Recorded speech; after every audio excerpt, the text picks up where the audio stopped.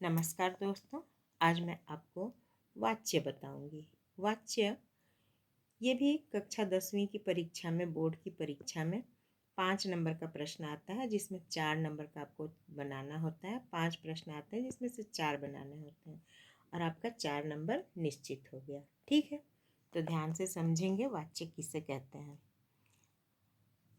क्रिया के जिस रूप से यह जाना जाए कि क्रिया द्वारा किए गए कार्य का विषय कर्ता, कर्म या भाव है, उसे हम वाच्य कहते हैं।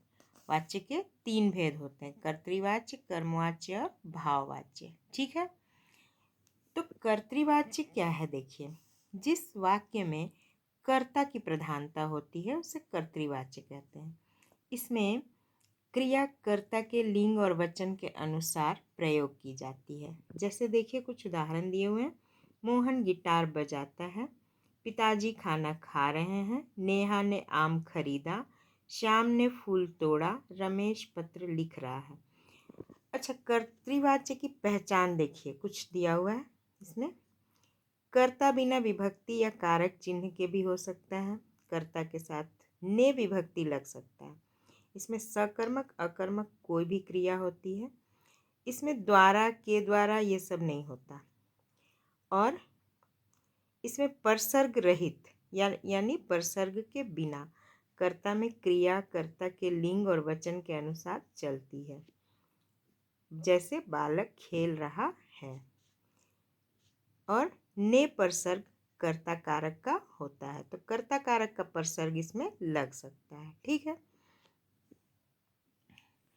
तो देखिए, कर्मवाच्य। कर्मवाच्य में है जिस वाक्य में कर्म की प्रधानता होती है उसे कर्मवाच्य कहते हैं। कर्तृवाच्य में क्या था? कर्तृवाच्य में था कि कर्ता की प्रधानता होती है और यहाँ कर्म की प्रधानता होती है उसे, और इसमें कर्ता प्रधान न होकर कर्म प्रधान होता है। ठीक है, जैसे राम के द्वारा वृक्ष लगाया गया,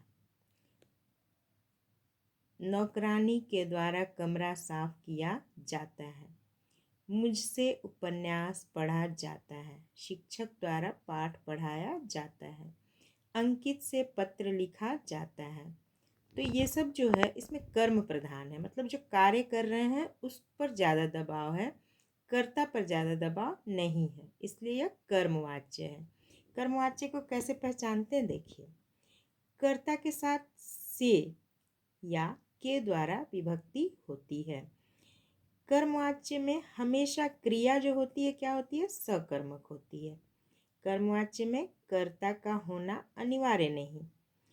कर्मवाच्य में कर्ता नकारात्मक और सकारात्मक दोनों हो सकते हैं। ठीक है, अब आ गया भाववाच्य।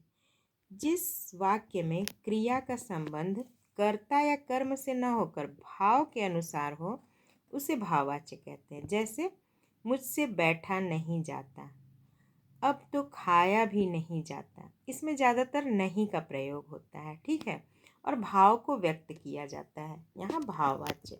इसकी पहचान कैसे करेंगे? देखिए, बहुत सरल है। जैसे हम कर्मवाच्य को पहचानते हैं तो उसमें सकर्मक क्रिया होती है और यहाँ भाववाच्य में हमेशा अकर्मक क्रिया होती है। प्रायः नहीं का प्रयोग किया जाता है और अकर्मक क्रिया होती है। क्रिया हमेशा एक वचन और पुल्लिंग में होती है। ठीक है, तो ये भाववाच्य की पहचान हो गया। आइए अब मैं आपको बताती हूँ कुछ बदलने का नियम। जैसे कुछ वाच्य बदलने भी आ सकता है। जैसे कर्तृवाच्य से कर्मवाच्य में बदलना। पिताजी ने वृक्ष लगाया, क्या होगा बताइए? पिताजी द्वारा वृक्ष लगाया गया। ठीक है, उसी प्रकार देखिए, आप स्क्रीनशॉट लेकर के पढ़ भी सकते हैं। देखिए, नौकर कमरे को सजाता है, नौकर द्वारा कमरे को सजाया जाता है। ये कर्मवाच्य हो गया।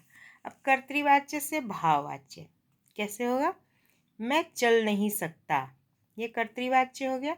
मुझसे चला नहीं जाता, भाववाच्य। अब चलें, अब चला जाए। मैं इस शहर में नहीं रह सकता, तो मुझसे इस शहर में रहा नहीं जाता। सुरेश पत्र पढ़ता है, सुरेश द्वारा पत्र पढ़ा जाता है। वह नहीं हंसा, उससे हंसा नहीं जाता। ठीक है, इस तरह से आप कर्तृवाच्य से भाववाच्य और कर्तृवाच्य से कर्मवाच्य में भी बदल सकते हैं। ठीक है, या फिर इसमें प्रश्न आता है कि एक वाक्य दे दिया गया, जैसे वे रामायण पढ़ते हैं, तो कौन सा वाच्य है ये बताना होता है। तो ये जहाँ नॉर्मल है, केवल कर्ता है, तो कर्तृवाच्य है। ठीक है, वीडियो बहुत लंबा नहीं करूँगी, वाच्य आपके समझ में आ गया होगा मुझे लग रहा है। तो वीडियो को लाइक और सब्सक्राइब ज़रूर कीजिएगा। धन्यवाद।